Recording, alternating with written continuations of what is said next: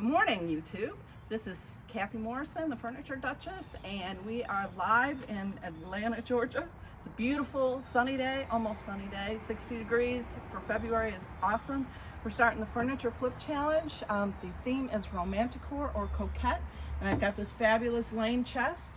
So I'm going to take you through all my steps of what we're doing, and today is prep day. We clean, we sand, we do all the good stuff. That's not a lot of fun. So I've got my little baggie for hardware because we're going to take the hardware off. That's number one. We're going to give it a good clean. I've got a TSP cleaner, and I've also got my trusty hose because they do tend to wash down, especially underneath. We're going to flip this upside down and clean out underneath, lots of cobwebs. And then we're going to sand. I've got a variety of sandpaper grits. We're probably going to start with the 120. I don't know that I'm going to have to go down to the 60, but I brought it out just in case, and then we'll finish to the 220.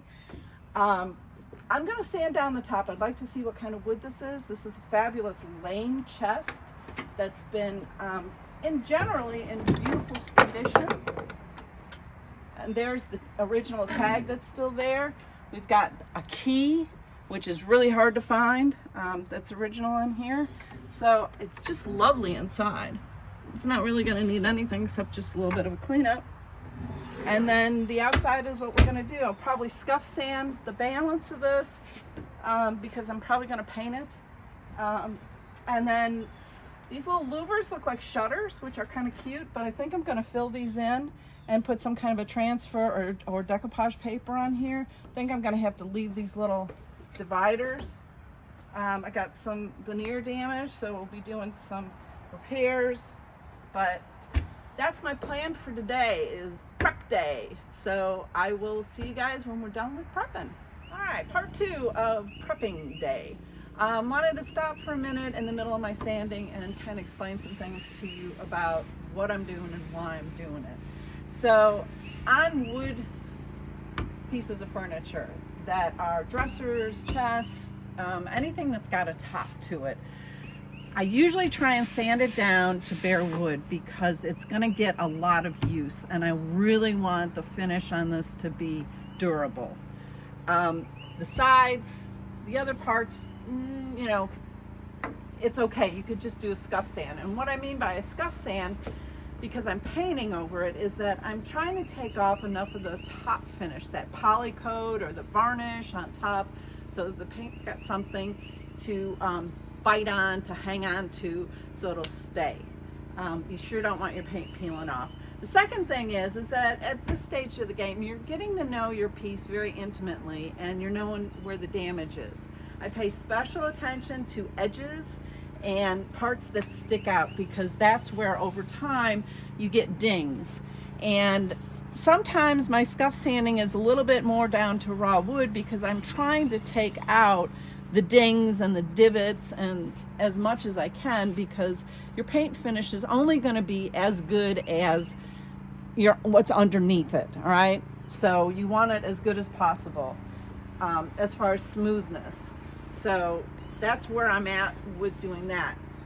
You've got different types of wood.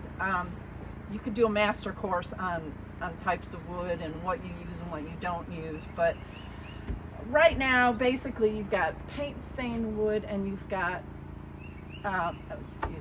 you've got paint grade wood, and you've got stained grade wood. Those are two categories, not the only ones, but just two categories.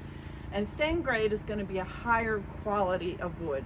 Paint grade wood, and you need to know this when you're prepping a piece. If you start taking paint off a piece, don't be surprised if it's, you know, cheapo wood underneath it. Whereas if it's stained, it's going to be a higher grade of wood because you can see the wood grain right through the stain, obviously, and paint is meant to cover it up. So that's one thing you want to be aware of. The second thing is that tops usually get a lot more damage. So I am going to go all the way down to the raw wood. But understand this, raw wood on this piece is a veneer, and a veneer is a thin layer. You can see a thin layer of wood, and the best place, I think, usually around the edges, like right here, you can see this is just a little, I don't even know, millimeter, not even, of wood that's covering something that's they want to cover up. It's either cheaper wood or particle board or MDF. There's something that they're trying to cover up and give a decorative finish to. Now, laminates have been around for a long, long time, and they've been used in old, what they consider antique furniture. So that just doesn't mean it's a newer technique. It's been around for a long time. You can buy sheets of veneer if you really want to redo the veneer on a piece and it's got a lot of damage. In this particular case, this is down at the base. I can patch this and make it smooth again. The other thought is that we're about 50-50 whether we're going to take this base off and put different legs on. So at this stage of the game, we're just sanding. But I wanted to stop and just give you, little hints on that.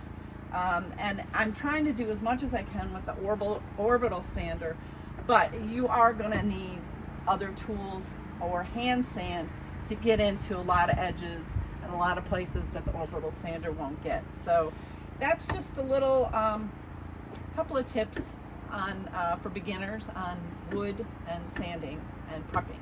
So we'll see you after we're done.